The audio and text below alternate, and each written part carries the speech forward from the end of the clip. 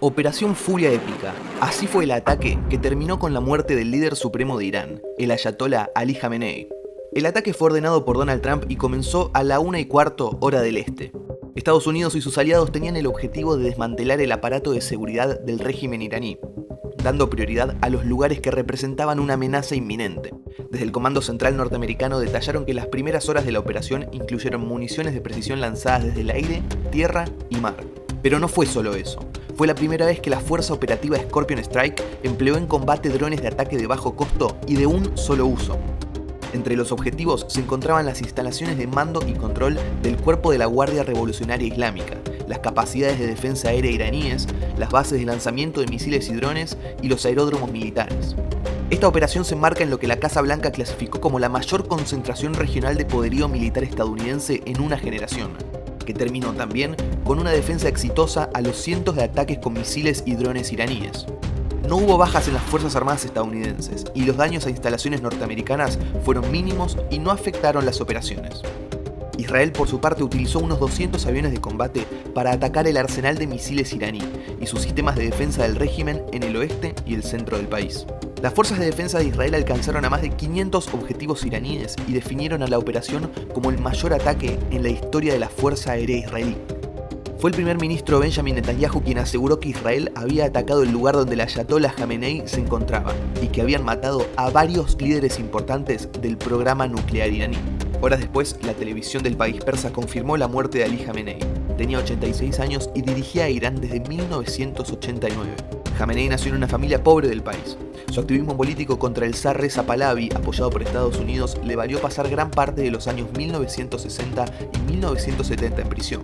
Conocido por llevar una vida sencilla y sin lujos, Jamenei pasó los últimos meses resguardado por alta protección, en un contexto de amenaza constante de ataques israelíes o estadounidenses.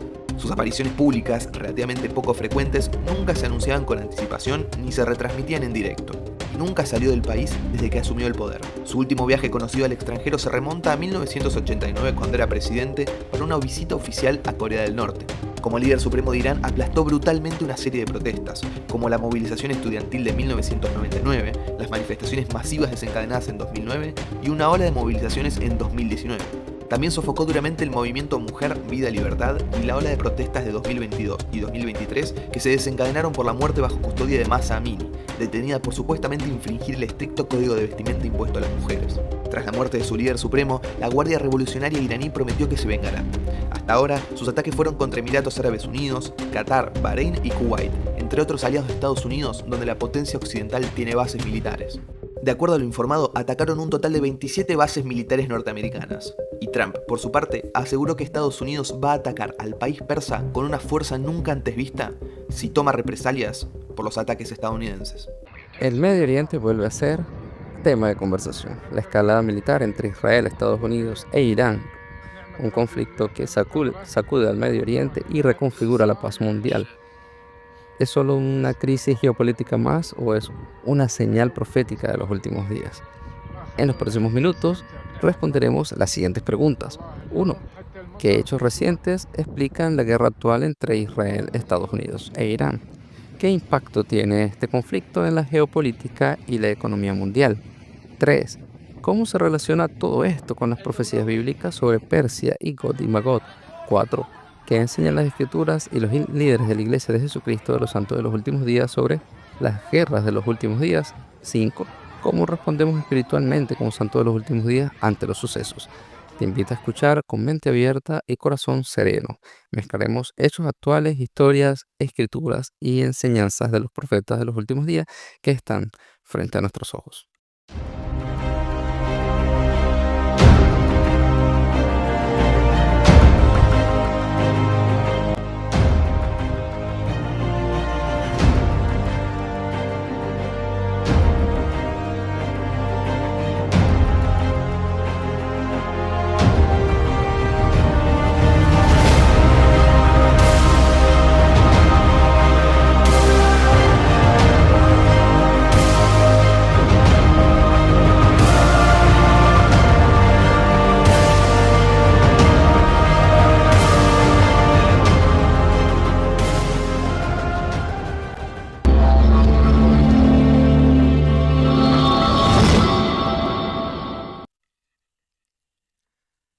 Bienvenidos a Frente a Nuestros Ojos, soy Héctor Campos, llegando a ustedes gracias a Evidencia Sin Fronteras Podcast.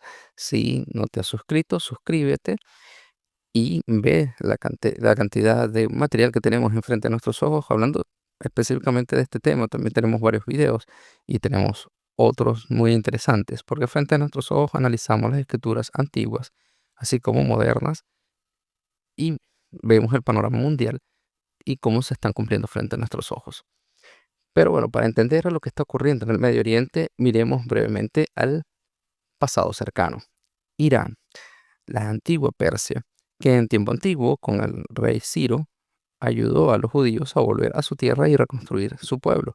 Habían mantenido una política regional de influencia positiva, incluso estuvo a favor de la creación de la nación para los judíos, pero desde la Revolución Islámica de 1979 todo cambió, apoyando milicias y proxies como Hezbolá en Líbano y fuerzas en Siria y Yemen.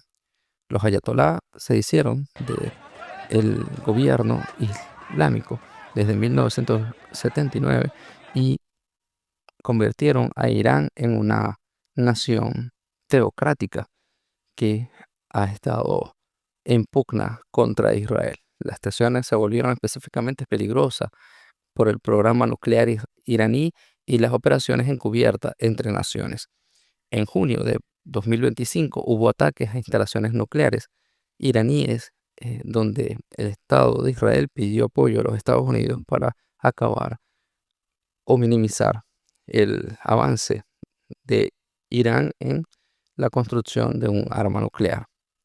En junio de 2025 hubo ataques a instalaciones nucleares iraníes específicas, con aviones especiales donde explotaron búnkeres donde estaban los yacimientos de uranio para la creación de bombas atómicas. Estos episodios mostraron que la confrontación no solamente era retórica, sino con capacidad militar significativa por ambas partes. Más recientemente, a finales de febrero de 2026, la confrontación escaló con operaciones aéreas y ataques de alta intensidad que buscaron debilitar capacidades militares iraníes, eliminando a su máximo líder, Ali Khamenei, y generando una serie de contraataques regionales y una crisis humanitaria y diplomática en expansión. Los principales medios internacionales han enfocado continuas operaciones y la creciente implicación de actores regionales. ¿Cuál es el impacto inmediato en el tablero mundial? Bueno, económicamente, la inseguridad en el Golfo empuja a la alza de los precios en el petróleo y afecta las cadenas de suministro. Países dependientes del crudo sufren inflación y perturbaciones comerciales. Hablando militarmente, la guerra obliga a aliados a posicionarse. Estados del Golfo toman medidas defensivas y potencias como Rusia y China observan con interés, posiblemente proveyendo apoyo político, diplomático o material en distintos grados, mientras Occidente intenta contener la escalada sin verse arrastrado a un conflicto mayor. Políticamente se pone a prueba la cohesión de las coaliciones tradicionales, como las alianzas con la OTAN, y se aceleran reconfiguraciones regionales. La seguridad de Israel sigue siendo un eje central y cualquier colapso o cambio de régimen tendría consecuencias globales. Pasemos ahora a la esfera profética. ¿Qué dicen las escrituras que se relaciona con naciones como Persia, Irán o alianzas con el norte, a menudo asociadas con Rusia en las escrituras llamadas Magot? En Ezequiel 38 y 39 describe una coalición comandada por Gog de la tierra de Magog, que incluye a Persia y a otras naciones que atacarán a Israel en los últimos días. Dios interviene y salva a su pueblo, mostrando su poder. En el manual del Antiguo Testamento de la Iglesia explica este pasaje como una importante confrontación de la era final, llamada a mostrar la intervención divina. En la revelación moderna, el Doctrina y Convenios 87 advierte sobre guerras que se expanderían por todas las naciones. Y Doctrina y Convenios 133 y otras secciones hablan de encuentros y, y ejércitos que anuncian los tiempos finales.